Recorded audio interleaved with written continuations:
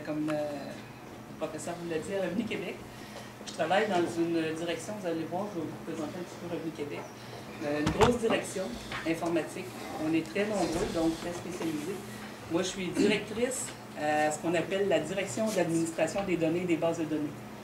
Si vous connaissez un peu l'informatique, si vous avez déjà entendu parler de modélisateurs et de DBA, mon équipe est constituée de 75 personnes, internes et consultants, qui sont tous soit des modélisateurs ou des DBA spécialisés. Je suis accompagné de M. Perrault, André Clément Perrault, qui lui est technicien en informatique au Central. Vous allez entendre parler de l'ordinateur central, qui est à Revenu Québec aussi depuis quelques années. Il va vous conter son expérience de vie à Revenu Québec, mais aussi son expérience de vie comme technicien programmeur en informatique. Ma présentation, vous allez voir, je commence par vous parler de Revenu Québec pour vous situer, vous dire un peu dans quel milieu de travail je suis. Je vais en profiter par la suite pour vous parler des corps d'emploi en informatique. Comme je vous dis, Revenu Québec, vous allez le voir, c'est gros. Donc, très spécialisé. On a beaucoup de corps d'emploi qui sont très sectorisés, je dirais, qui sont sectoriels, qui sont très spécialisés aussi. Ensuite de ça, pour élargir sur le travail en général. Okay? Ce que, comme employeur, on attend. Ce que, comme employé, vous êtes en droit d'attendre aussi. Et quelques annexes pour finir. Mais entre le travail et les annexes, c'est André Clément qui va vous faire une partie de la présentation. Revenu Québec, premièrement, il faut bien le situer. Revenu Québec était un ministère jusqu'au 1er avril dernier. Depuis le 1er avril, Revenu Québec est devenu une agence. Pourquoi il est devenu une agence? C'est que les ministères, présentement, sont obligés de réduire leurs effectifs, donc de couper des emplois. Revenu Québec a une fonction importante, stratégique au gouvernement, c'est-à-dire celui de récolter l'argent pour pouvoir payer les dépenses publiques. Alors, dans ce contexte-là, Revenu Québec a eu une latitude pour plutôt augmenter le nombre d'emplois chez lui. Aussi, évidemment, il a des obligations de récolter des fonds. Je vous passe le texte que là, M. Moula va vous fournir la présentation, elle va vous être accessible, donc je ne vous fais pas la lecture là. En gros, le principe à Revenu Québec, c'est l'autocotisation, donc les gens produisent eux-mêmes leur déclaration d'impôt, mais Revenu Québec ne s'occupe pas juste des impôts, il s'occupe aussi des taxes. Si vous allez dans la restauration, dans les restaurants, récolter les taxes, les magasins, les taxes de vente aussi, s'occupe aussi de certains services pour d'autres ministères et organismes, des programmes sociaux fiscaux, pension alimentaire, crédit à la solidarité, vous en avez peut-être entendu parler, et aussi fournit des services à Revenu Canada pour l'administration de la taxe de vente fédérale. Le principe à Revenu Québec, c'est l'autocotisation, mais surtout l'équité. Donc, il n'y a pas juste une question de ramasser l'argent, mais de s'assurer que tout le monde paye sa juste part. Donc, on a beaucoup de programmes de vérification et je dirais, de perception après cotisation. Revenu Québec, c'est une grosse boîte. On est près de 1500 employés, répartis dans 35 bureaux au Québec, plus un à Toronto. Pourquoi celui de Toronto? C'est que, je vous le disais, on a des travaux, des choses qui se font avec les entreprises. Et comme plusieurs entreprises ont leur siège social à Toronto, bon, on a ouvert un bureau là pour pouvoir être plus près d'eux. Clientèle, évidemment, contribuables, entreprises, les personnes qui sont concernées par les programmes sociaux fiscaux. Les recettes fiscales, 62% en impôts, 37%, presque 38% en taxes à la consommation et une petite partie, très petite partie en somme perçue pour soit des droits ou des permis qui sont accordés. Revenu Québec, je vous le disais, c'est gros. Il y a 7 directions générales qui s'occupent de lignes d'affaires spécifiques, que ce soit les entreprises, les particuliers. Il y a une direction générale qui est spécifiquement dédiée à l'informatique. L'informatique, ce qu'on fait, évidemment, le site web que vous avez peut-être déjà vu, tous les traitements pour traiter les déclarations d'impôts, recevoir et traiter les taxes, traiter tous les programmes fiscaux, faire les communications. On offre aussi des programmes à d'autres ministères, des programmes, soit, pas des programmes, mais des services, soit d'expédition de courrier, parce qu'on a des ensacheuses, des imprimantes à gros volume. Donc, on offre des services à d'autres ministères. Aussi, certains services de développement pour des ministères qui sont plus petits et qui n'ont pas les effectifs pour faire des gros projets chez eux. En chiffres, la DGTT a approximativement 1200 employés internes auxquels se greffent 400 consultants.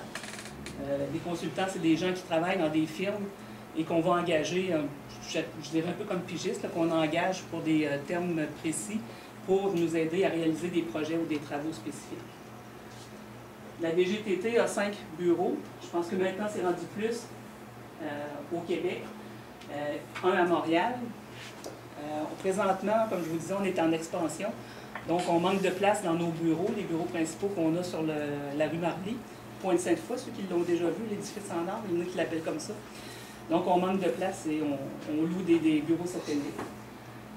Notre environnement de travail, il est très diversifié.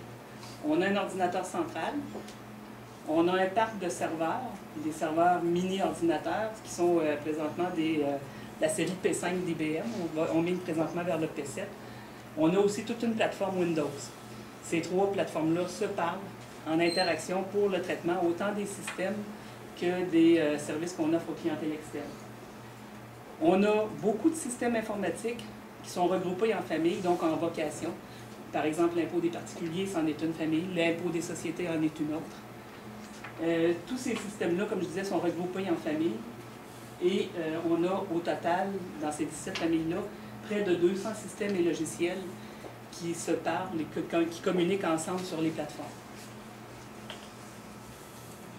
En passant, si vous avez des questions, n'hésitez pas à m'interrompre, il n'y a pas de problème. Fait que je vous ai fait un peu le tour de Revenu Québec. Comme je vous disais, vous voyez, c'est très gros. Donc, je vais vous faire un petit peu le topo de ce à quoi ça peut ressembler le travail d'informaticien à Revenu Québec. Première des choses, quand on parle d'un informaticien, l'idée qui vous vient, c'est sûrement la programmation. Je dirais que l'idée la plus, ce qui vous vient le plus vite, c'est probablement la programmation de jeux vidéo. On n'en fait pas de jeux vidéo, c'est certain, mais on fait beaucoup de programmation de systèmes, que ce soit des systèmes de comptabilité, des systèmes administratifs, des systèmes sur la plateforme Internet pour les clientèles externes, et comme je vous disais aussi, des services qu'on offre à d'autres ministères. Comment ça se découpe? Quand on fait un système, premièrement, ça prend quelqu'un qui pense à l'ensemble du système. On parle d'un architecte du système, quelqu'un qui va penser à l'ensemble de tout ce que le système peut faire. Si je fais l'analogie avec un jeu vidéo, vous prenez le jeu vidéo dans son ensemble. Mais le jeu vidéo, il est séparé en tableaux, il est séparé en jeux. Donc, on parle de fonctions. Okay? Des choses qui sont très spécifiques, des parties du système qui doivent être réalisées, un tableau dans un jeu. L'analyse fonctionnelle va se voir confier par l'architecte tout le besoin d'affaires. Donc, il va se voir confier quelle partie de l'ensemble du système il doit développer.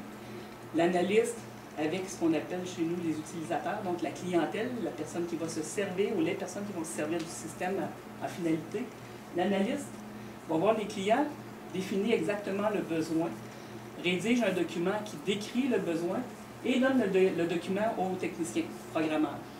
Le technicien, lui, va coder le besoin, va le programmer, va s'assurer que ce qu'il programme correspond exactement à ce que l'analyste lui a donné.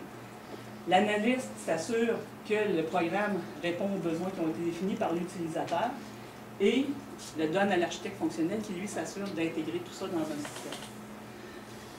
La majorité, je vous dirais, des boîtes qui sont assez grosses voient ces 3 fonctions-là. Puis vous allez dans une boîte plus petite, ben là, des fois, les rôles sont mêlés un petit peu.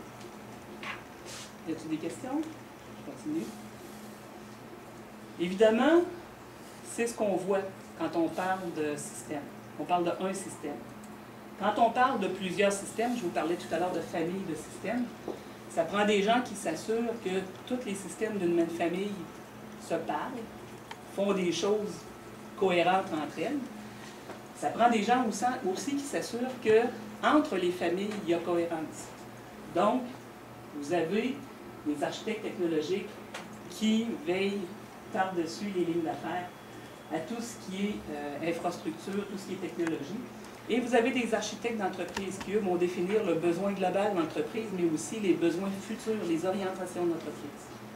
Donc, vous avez des gens qui parlent de processus d'affaires, de données, de technologie. Quand vous allez dans les architectes de façon plus précise au niveau des systèmes, la sécurité, la méthodologie. Méthodologie, pour ceux qui ne savent pas c'est quoi, c'est les façons de programmer, les façons aussi de documenter vos systèmes. Il y a des normes qui doivent être suivies pour permettre d'un système à l'autre que la documentation et que le code se ressemblent. Donc, ça permet à quelqu'un de pouvoir travailler dans plusieurs systèmes. Là, on parle seulement de système, on parle seulement de développement. Est-ce que vous avez déjà pensé à d'autres types d'emplois qui pourraient se faire en informatique? Avez-vous une idée? À part la programmation? Ceux qui s'occupent du réseau. Le réseau, très bonne réponse. En a-t-il d'autres? Je vais vous donner un petit aperçu. Toutes les boîtes-là représentent des spécialisations que vous pouvez retrouver en informatique. Je l'ai appelé de la techno à la gestion parce qu'il y a des tâches là-dedans, des emplois qui sont très, très technologiques. On parle d'ouvrir les machines, de changer les cartes. Il y en a qui sont par contre très administratifs, qui sont de la paperasse, des suivis de budget. Donc, vous avez tout ça ici. Si on les passe vite, tous les types d'emplois que vous pouvez voir dans une boîte en informatique,